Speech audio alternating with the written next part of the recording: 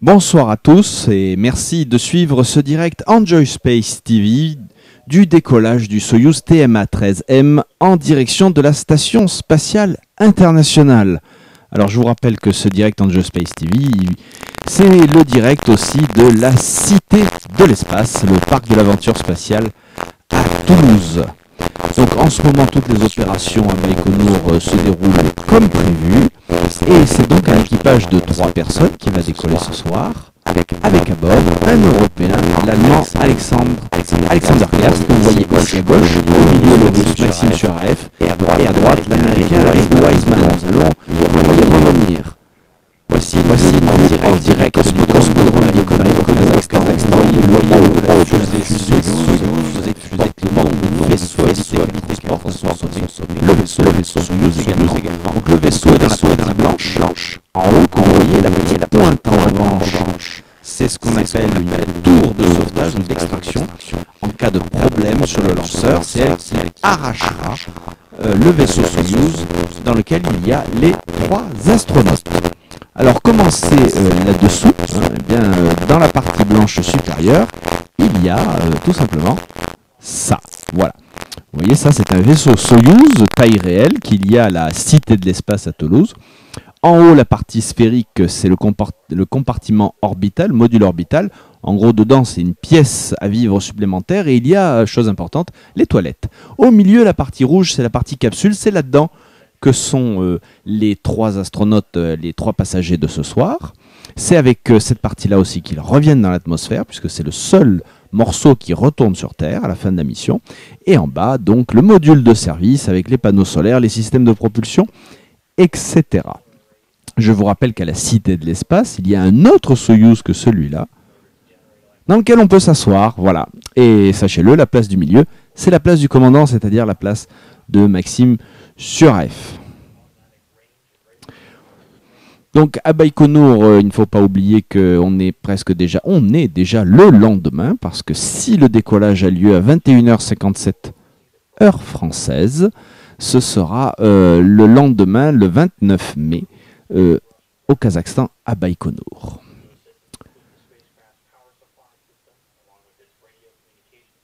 À peu près à 1h du matin. Donc, qu'y a-t-il à bord de ce vaisseau spatial? Eh bien, il y a, comme je vous le disais, de gauche à droite, Alexander Gerst, Maxime Suraev et Redo Wiseman. Nous allons les présenter rapidement. Alexander Gerst est donc un astronaute de l'Agence spatiale européenne. Il est né en Allemagne, à Kunzelso, je ne sais pas si je le prononce correctement. Il est docteur en sciences de l'Institut de géophysique de l'Université de Hambourg. Et sa spécialité, ce sont les éruptions volcaniques même. Il a été sélectionné astronaute en 2009 avec 5 autres nouveaux astronautes européens. Et c'est son premier vol spatial. J'ai oublié de dire qu'il est né le 3 mai 1976. Nous reviendrons après sur les Allemands dans le Soyouz. Son commandant pour ce vol, Maxime Suraev, qui lui a déjà volé. Donc Maxime Suraev est né à Tcheliabinsk, en Russie. Vous savez, c'est cette ville qui a subi des dégâts assez importants lorsqu'une météorite est rentrée dans l'atmosphère. Donc il est né là-bas le 24 mai 1972. Lui, c'est un pilote-ingénieur des forces aériennes russes. Sélectionné cosmonaute, voici quand même pas mal de temps, en 1997. Et en plus d'être pilote-ingénieur, il a également poursuivi des études de droit. Il a obtenu son diplôme en 2007. Donc il va y avoir un avocat dans la Station Spatiale Internationale. 3e passager de ce Soyouz TMA-13M, l'Américain Redo Wiseman, pour la NASA bien entendu, l'agence spatiale américaine. Lui, il est né le 11 novembre 1975 à Baltimore, dans le Maryland. C'est un diplômé en ingénierie d'un institut politique de Rensselaer et de la Johns Hopkins University. C'est un pilote d'essai de la Navy. Il a été sélectionné par la NASA en 2009, la même année qu'Alexander Gerst. Et lui aussi, c'est son premier rôle. Donc, à bord du vaisseau Soyouz, nous avons un vétéran au milieu et 2 rookies, comme on dit dans le langage NASA, soit 2 bleus, 2 personnes qui ne sont jamais allées dans l'espace. Les préparatifs ont eu lieu, on a eu des tas de photos. Je vais vous montrer une grande classique que j'aime beaucoup. Voici l'équipage qui plante un arbre. C'est une tradition soviétique et maintenant russe. toutes les personnes qui partent sur un vaisseau russe plantent leur arbre. Ici, on voit qu'ils plantent celui d'Alexander Gerst. Bien sûr, Maxime Sureff et Red Wiseman ont planté chacun le leur. Et bien entendu, dans cette allée où il y a des arbres, la logique, vous l'avez sans doute deviné, l'arbre le plus grand, c'est celui de Yuri Gagarin. Le vaisseau spatial le Soyouz TMA-13M a son emblème de vol, le voici. Comme vous pouvez voir, on devine en fond la fusée Soyouz russe. Céphéus, c'est une constellation. Et cet homme avec les bras ouverts. Alors cet homme avec les bras ouverts, c'est un énorme clin d'œil à Baïkonour, le cosmodrome qui se trouve au Kazakhstan. Là, nous avons regardé Alexander Gerst, Maxime Sureff et Red Wiseman de gauche à droite qui reprennent la pose avec derrière eux la fusée Soyouz. Donc en quelque sorte, ils reconstituent leur logo. Et cet homme avec les bras ouverts, en fait, voilà, c'est une sculpture très célèbre à l'entrée du cosmodrome de Baïkonour. Alors, il a un surnom, c'est le pêcheur au sens de celui qui pêche le poisson, the fisherman en anglais. Pourquoi ? Bien, c'est un peu un sens de l'humour russe. Une légende veut que, bon, bien sûr, il représente en fait un cosmonaute qui explore le cosmos et qui ouvre les bras en grand pour s'ouvrir aux découvertes de l'univers. Mais là-bas, on l'a surnommé le pêcheur parce que, comme vous savez, comme le pêcheur, il dit « Oh là là, j'ai attrapé un poisson énorme, il était grand comme ça », il ouvre les bras et c'est bien sûr le poisson qu'il ne peut jamais montrer. Donc voilà, petite note d'humour, c'est pour ça que ce symbole de l'exploration spatiale habitée a reçu ce surnom et vous voyez que Alexander Gerst, Maxime Sureff et Red Wiseman ne se gênent pas pour reprendre la pose et sans doute être parfaitement conscients de la légende et de l'humour qui est attaché à ce symbole de la cosmonautique. Alors pour l'instant sur NASA TV, il y a des petits reportages, donc nous allons continuer notre présentation de l'équipage. Et nous allons nous arrêter un petit moment sur les Allemands à bord du Soyouz, parce que Alexander Gerst est le premier Allemand dans l'espace depuis un certain temps quand même. Le précédent, c'était Hans Schlegel sur le vol STS-122 en février 2008. Vous voyez ici Hans Schlegel complètement à droite de cette photo qui est l'équipage donc de la mission de navette STS-122. C'était donc la navette Atlantis qui a mené le laboratoire européen Columbus vers la Station spatiale internationale. Alors, de gauche à droite, Leyland Melvin, Stephen Frick, Rex Walheim, Léopold Eyarts, un Français, qui est d'ailleurs resté là-haut dans la Station spatiale internationale, alors que Hans Schlegel, lui, est redescendu, Stanley Love, Alan Poindexter et Hans Schlegel. Mais bien sûr, là, nous sommes à un vol Soyouz. Alors, qui a volé en Soyouz avant Alexander Gerst? Eh bien, mon collègue de la Cité de l'Espace, Yannick Lamotte, qui est animateur scientifique là-bas, le voici en photo à côté du Soyouz, à bord duquel vous pourriez vous asseoir si vous venez nous voir à la Cité de l'Espace.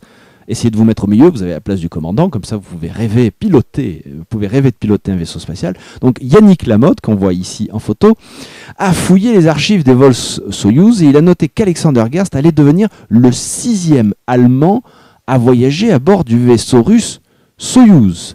Et le premier était Sigmund Jan, ou Jan, je ne sais pas comment on le prononce. Il est là ici à droite. Et en fait, il était à l'époque, n'oublions pas, citoyen de la République démocratique allemande, car vous savez qu'après la Seconde Guerre mondiale, l'Allemagne a été coupée en deux. Donc Sigmund Werner Paul Jan, pour son nom complet, est né le 13 février 1937. C'est un pilote, et il est devenu le premier Allemand à voler dans l'espace. En fait, il l'a fait dans le cadre de ce qu'on appelle le programme Intercosmos. Le programme Intercosmos faisait que la Russie donner des places dans les sièges Soyouz aux pays satellites de l'Union soviétique. Il a été sélectionné, donc Sigmund Jan a été sélectionné en 1976, il s'est entraîné pendant 2 ans et il a volé du 26 août 1978 au 3 septembre 1978. Il a passé 7 jours dans la station Salyut 6. Et à côté, à gauche, vous voyez son collègue de vol, Valéry Bykovsky. Voici une autre photo de Sigmund Jan. Donc, bien évidemment, à l'époque, on parlait d'Allemagne de l'Est ou de République démocratique allemande et d'Allemagne de l'Ouest, la fédération allemande. Aujourd'hui, ce n'est plus le cas. Les deux Allemagnes sont réunies, mais même à l'époque de Sigmunyan, la communication officielle soviétique disait qu'il s'agissait bien du premier Allemand dans l'espace. Donc on commence le décompte avec Sigmunyan. Après, il y en a eu bien sûr d'autres, à savoir, alors je prends la liste de mon ami Yannick Lamotte, que je la retrouve, Klaus Dietrich Flade en 92, Ulf Merbold en 1994, Thomas Reiter en 1995, qui a volé après en navette d'ailleurs en 2006, et Reinhold Ewald en 1997. Donc le dernier Allemand à bord d'un Soyouz, c'est Reinhold Ewald. Et Reinhold Ewald, vous pouvez le voir à la Cité de l'Espace, dans ce couloir où on a des photos des astronautes quand ils étaient jeunes. Je trouve que c'est une initiative vraiment aussi amusante qu'instructive, parce que on voit les astronautes, souvent on voit que, on va dire, la personne, homme ou femme, qui est arrivée en quelque sorte un peu à un sommet de carrière en étant sectionné, en partant dans l'espace, mais c'était des enfants au départ. Des enfants qui pour certains avaient le rêve d'aller dans l'espace. Donc c'est pour rappeler que ce sont avant tout des hommes et des femmes. Ça me rappelle la phrase que m'avait dite un jour l'astronaute français Jean-Pierre Aigneret, quand je lui avais demandé est-ce que les hommes qui partent là-haut, les hommes et les femmes ne sont pas un petit peu exceptionnels. Il dit bon, on peut le penser bien sûr, mais en fait on envoie des hommes et des femmes tout simplement, parce que si on envoyait des surhommes ou des surfemmes, ça ne servirait à rien. Le but de la conquête spatiale, des vols habités, c'est de vraiment envoyer des personnes humaines dans l'espace et pas des surhommes ou des surfemmes. Voilà, là nous sommes donc en direct de Baïkonour, nous sommes à 7 minutes du lancement et pour l'instant le compte à rebours se déroule tout à fait normalement. Et le commentateur NASA dit qu'on allait rentrer dans le mode automatique prochainement. Et voici un plan donc de l'intérieur du Soyouz. Alors nous voyons en bas de l'écran Maxime Suraev, au milieu, poste du commandant.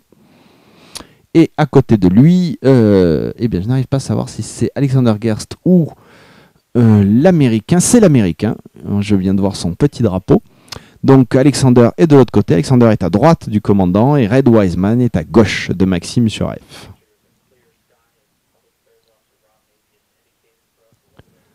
Alors rapidement, avant qu'on voit le décollage, nous avons vu que le logo de cette mission, c'était celui-là.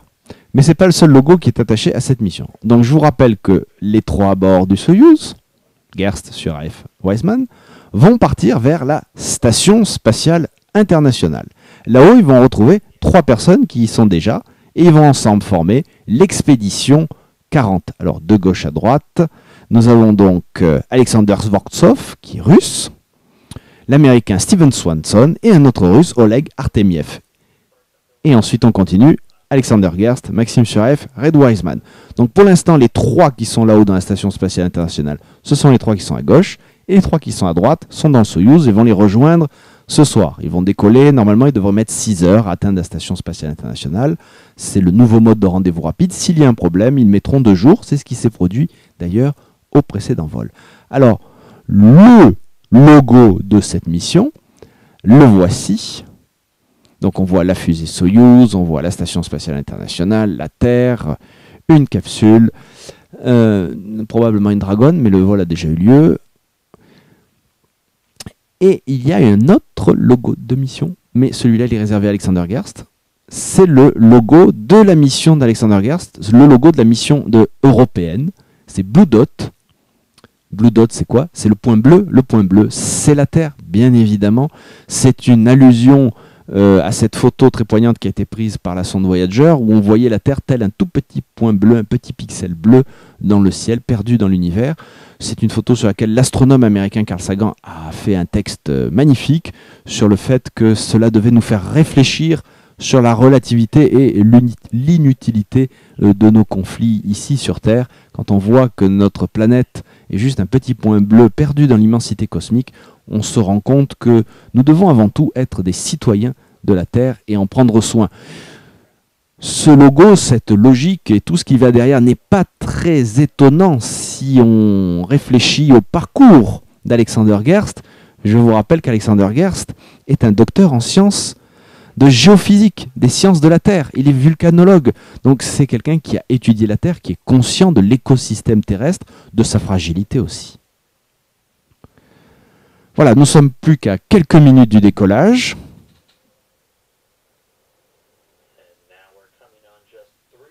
Trois minutes du décollage, très exactement. Le commentateur NASA vient de le préciser.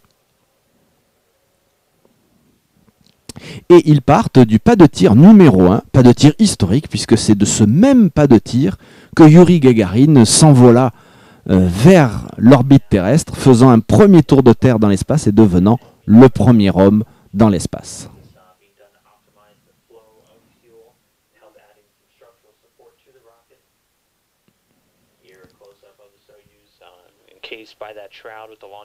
Voilà, gros plan sur le haut de la fusée, plan général.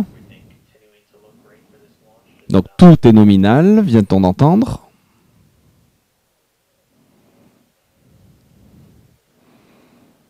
Plan intérieur de la capsule, donc toujours le même angle que tout à l'heure, donc on ne voit pas Alexander Gerst. Alors un vol un peu spécial hein, pour la Cité de l'Espace, parce que figurez-vous que il y a à bord de ce Soyouz deux personnes qui sont allées à la Cité de l'Espace. Alexander Gerst et Maxime Suarev. Alexander Gerst, je vais faire rapidement avant le décollage. Regardez, ici, il est totalement à droite sur la photo avec ses 5 autres collègues de l'Agence spatiale européenne. Ils étaient venus en 2010 visiter la Cité de l'Espace. Et Maxime Suarev, lui, était venu en 2011 pour fêter le 50e anniversaire du vol de Yuri Gagarin. Et là, il avait joué le jeu dans notre reconstitution taille 1 du module Columbus de la Station spatiale européenne, c'est-à-dire le laboratoire, module européen Columbus de la Station spatiale internationale, c'est dans cet ordre-là. Il avait joué le jeu, il avait pris la pose comme s'il était encore en impesanteur. Donc, à bord de ce vaisseau, il y a deux astronautes qui nous ont déjà rendu visite à la Cité de l'Espace à Toulouse. Et je tiens à rajouter une autre étude de mon collègue Yannick Lamotte. Il a remarqué que c'était la première fois qu'un Soyouz emportait un Russe, un Américain et un Allemand. C'est-à-dire ce trio de nationalités n'a jamais été emmené par un Soyouz. C'est une première. Donc, deux hommes de l'espace qui ont rendu visite à la Cité de l'Espace à Toulouse, plus on va dire un premier mix de nationalités à bord d'un Soyouz. Voilà un vol qui compte beaucoup pour nous. Voilà. Première tour ombilicale séparée, tout va bien. Vous l'avez vu sur la gauche. Et nous sommes donc à plus qu'à quelques dizaines de secondes du décollage.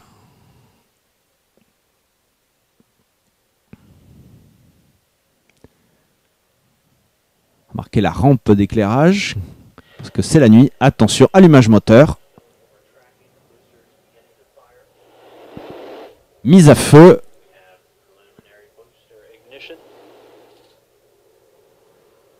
Et les bras qui tiennent la fusée sur le côté vont s'écarter. Et décollage du Soyouz TMA-13M vers la Station spatiale internationale.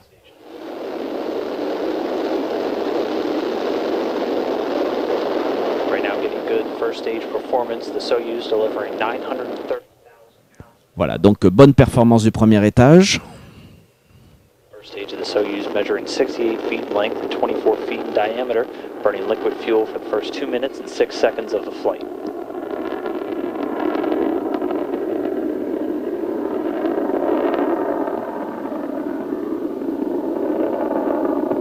Voilà, je vous ai laissé un peu écouter ce crépitement très particulier des moteurs de la Soyouz. Crépitement toujours étonnant, puisque je vous rappelle que les moteurs de la fusée Soyouz sont des moteurs qui consomment du kérosène et de l'oxygène liquide. Les crépitements en astronautique, c'est plutôt le fait des fusées à poudre, mais les moteurs de la Soyouz font ce bruit très particulier, qui est un peu sa signature sonore. Chaque fusée a sa signature sonore, et même les astronautes disent souvent que même chaque décollage a un petit peu sa personnalité sonore, en fonction de la température, du moment de la journée et d'autres paramètres. Pour l'instant, tout fonctionne parfaitement. Donc là, on a une petite interruption de flux qui n'est pas de mon fait, qui est le fait de NASA TV. Vous voyez le petit cercle bleu qui tourne. Et voilà, c'est reparti. Donc la fusée Soyouz a, je vous rappelle, 4 fusées latérales qui vont être larguées. Et elle continuera ensuite sur cet étage central. Puis il y aura encore un étage et ainsi de suite, jusqu'à atteindre l'orbite.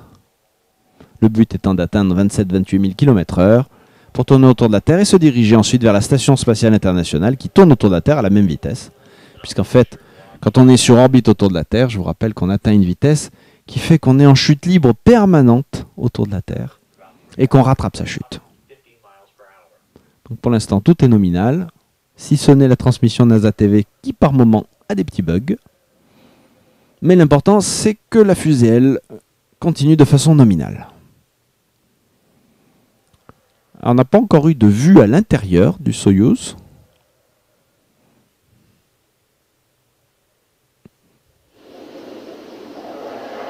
Getting indication the second stage performing as expected. Voilà, le commentateur NASA vient de dire qu'ils ont eu des indications comme quoi le deuxième étage fonctionnait comme prévu. Voilà, les fusées latérales ont été larguées, donc tout fonctionne selon le plan. Tout va bien pour Alexander Gerst. Ah, voici une vue intérieure. Et regardez, on voit Alexander Gerst. Allez, regardez, il se tape dans les mains. Il vient de nous faire un... Oh, allez, on voit très bien son drapeau allemand. Voilà, Alexander Gerst qui a donc rendu visite à la Cité de l'Espace de Toulouse en 2010. Et toujours, regardez, la petite astuce de la baguette métallique utilisée par Maxime Suraev. Bon, là, il l'a rangée. Parce que quand vous assiérez dans le Soyouz de la Cité de l'Espace, vous verrez que si vous êtes bien calé au fond, même si vous avez très grands bras, vous ne pouvez pas appuyer sur les boutons. Donc, ils ont cette petite baguette. Alexander Gerst qui réalise là son rêve, hein, partir dans l'espace. Imaginez, sélectionné en 2009, on est en 2014, ça fait donc 5 ans. 5 ans d'attente. C'est long, mais ce n'est pas le plus long. Il y a des astronautes qui ont attendu bien plus longtemps avant de pouvoir partir dans l'espace. Donc on a à nouveau une petite interruption. Je vais en profiter pour vous rappeler qu'à bord... Bah non, j'en profite pas puisqu'on a l'image qui revient. Voilà.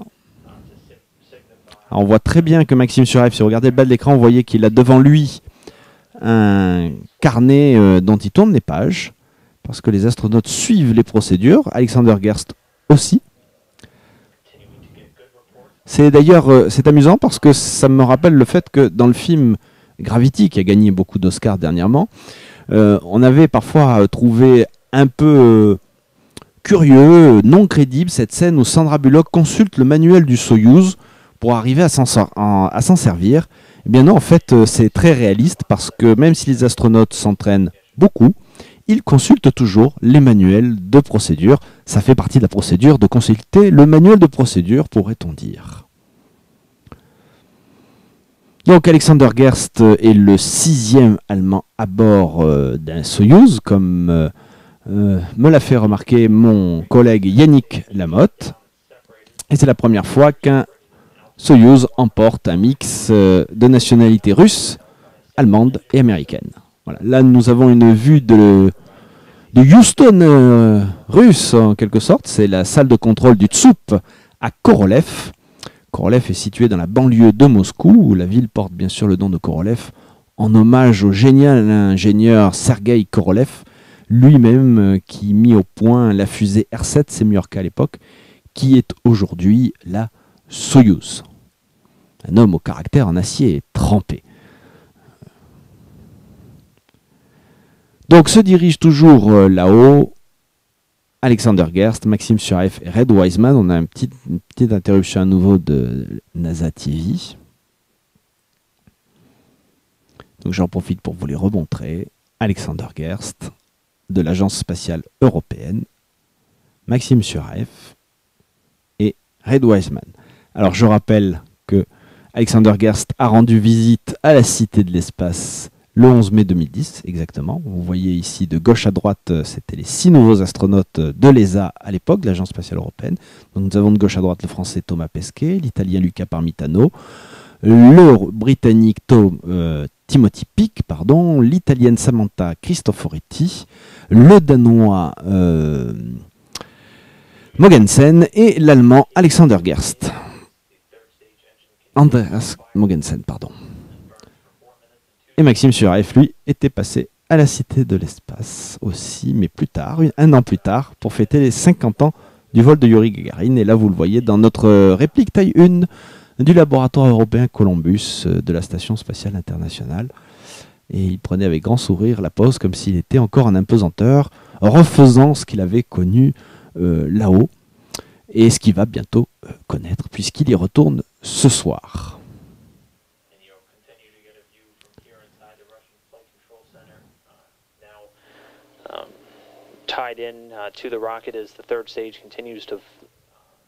Donc nous venons d'apprendre que le troisième étage, nous en étions maintenant au troisième étage et que tout se déroulait comme prévu. Une vue de l'intérieur du Soyouz, donc en bas Maxime Surev, et à ses côtés en haut Red Wiseman, l'américain.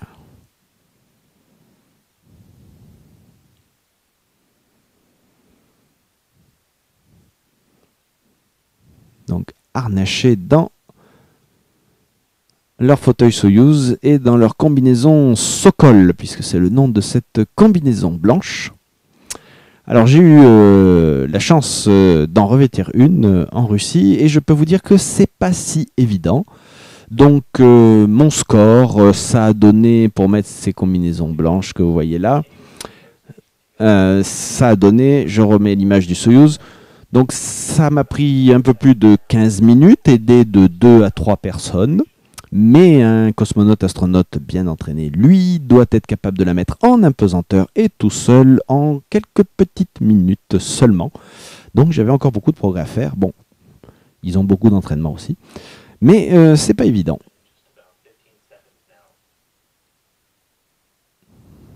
Red Wiseman qui vient qui lève encore le pouce pour signaler que tout va bien. Donc visiblement l'ascension vers l'orbite se déroule de façon nominale. Ah, boum, là je pense que c'est la séparation du troisième étage. Et là c'est une bonne nouvelle. On va, voilà. C'était la coupure donc de la motorisation du troisième étage.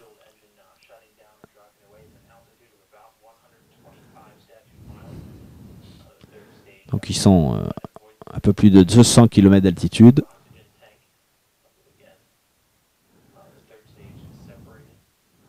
Et on vient de nous apprendre séparation du troisième étage, évidemment. Donc tout se déroule normalement. Ils sont désormais sur orbite. Being deployed successfully, confirmation of spacecraft separation, the capsule, the crew inside safely in orbit. Voilà, donc confirmation de la séparation du vaisseau Soyouz du troisième étage et du déploiement de tous les systèmes de bord.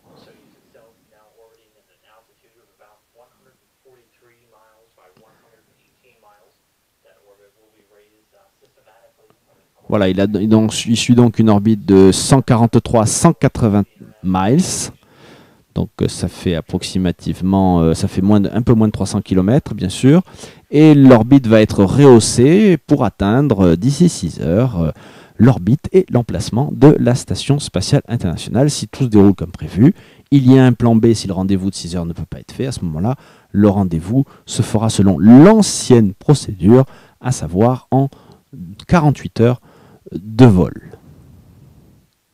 Voilà, donc cette transmission en direct va toucher à sa fin. Je vous remercie de nous avoir suivis. Mais avant de nous quitter, permettez-moi d'adresser un dernier merci à mon collègue Yannick Lamotte qui a fait tout ce travail pour nous dire que Alexander Gerst était donc le 6e Allemand à bord d'un Soyouz après Sigmund Jähn en 1978.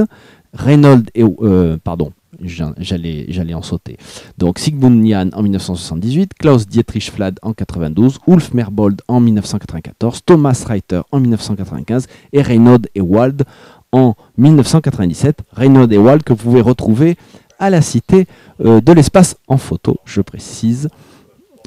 Et également, c'est la première fois qu'à bord d'un Soyouz, nous avons un Allemand, un Russe et un Américain. Donc à nouveau, merci à lui. À la Cité de l'Espace à Toulouse, permettez-moi de vous rappeler qu'il y a 2 grandes nouveautés. Tout d'abord, l'exposition Explorations extrêmes, rouler sur Mars, capturer une comète, puisque le thème c'est ces deux missions emblématiques. Donc le rover Curiosity Tyrrell revient, et la grande nouveauté, c'est la mission Rosetta, dont vous voyez une maquette ici suspendue au plafond. Et vous savez que Rosetta, c'est cette sonde partie il y a 10 ans qui va se poser sur une comète, enfin une partie d'elle va se poser sur une comète en novembre. Alors tout d'abord, la sonde que vous voyez là avec ses immenses panneaux solaires va arriver autour de la comète Churyumov-Gerasimenko en août de cette année. Ce sera déjà une grande première parce que c'est la première fois qu'une sonde se placera sur orbite autour d'une comète. Et en novembre, le 11 novembre normalement, elle larguera cet atterrisseur de 100 kg sur le noyau de la comète qui fait à peu près 5 km de large. C'est la première fois qu'on va le faire. C'est une grande première qui va être signée par l'Europe spatiale, puisque c'est une mission de l'Agence spatiale européenne. Et à la Cité de l'Espace à Toulouse, le robot Philae, l'atterrisseur que vous voyez là, il est taille réelle. C'est absolument extraordinaire. Il est taille réelle et on le voit atterrir parce qu'il monte et puis redescend. On peut déployer ses instruments. C'est une occasion unique de voir et de comprendre comment fonctionne cette mission. Sans compter que le décor est absolument bluffant. Regardez la photo. On s'y croirait. Je pourrais vous faire croire que j'ai été sur la comète pour prendre en photo Philae. Non, j'ai tout simplement été à Toulouse. Deuxième grande nouveauté de la Cité de l'Espace, la coupole de l'astronome que vous voyez ici à gauche à côté de notre emblématique Ariane 5 taille réelle. La coupole de l'astronome, eh bien, c'est tout simplement un véritable observatoire astronomique très bien équipé, vous voyez, avec 3 instruments. Le but, c'est d'initier le public qui visite la Cité de l'Espace à l'astronomie. Bien sûr, ceci se fait en synergie complète avec les clubs, associations d'astronomie et les institutions astronomiques de la région Midi-Pyrénées, notamment la Ferme des Étoiles à Florence et le Pic du Midi, observatoire célèbre. Et de cette coupole, on peut vous montrer des choses en plein jour, parce que l'astronomie, ce n'est pas que la nuit. Vous pourrez voir le soleil en H-alpha, c'est-à-dire que vous verrez son activité bouillonnante, mais on peut également montrer en plein jour les étoiles les plus brillantes. C'est assez bluffant, c'est surprenant, parce qu'elles sont toujours là, les étoiles, hein. C'est pas parce que le ciel est bleu. Le ciel est bleu parce que c'est l'atmosphère éclairée par le soleil, mais les étoiles brillent toujours, mais elles sont en quelque sorte cachées par le ciel bleu, mais avec un télescope puissant comme on a dans la coupole de l'astronome, eh ben on peut les montrer. On peut aussi voir les planètes du moment qu'elles sont dans le ciel. En ce moment, on peut voir notamment Jupiter et Saturne.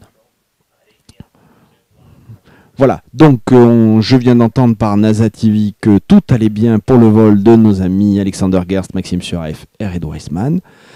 Ainsi donc se termine cette transmission d'Enjoy Space TV de la Cité de l'Espace. Je vous rappelle que vous pouvez me retrouver tous les samedis matins à 7h40 et 9h40. Je suis à gauche avec Alban Forlot, qui est à droite sur cette photo, sur donc France Bleu Toulouse 90.5 FM.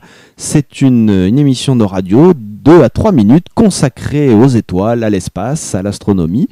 Et si le samedi 7h40 et 9h40 c'est un petit peu tôt pour vous, sachez que ces émissions radio sont rediffusées sur Enjoy Space. Il y a un article et vous pouvez écouter donc l'émission en podcast quand vous le souhaitez. Voilà, donc merci à nouveau et puis à bientôt pour un autre direct Enjoy Space TV de la Cité de l'Espace.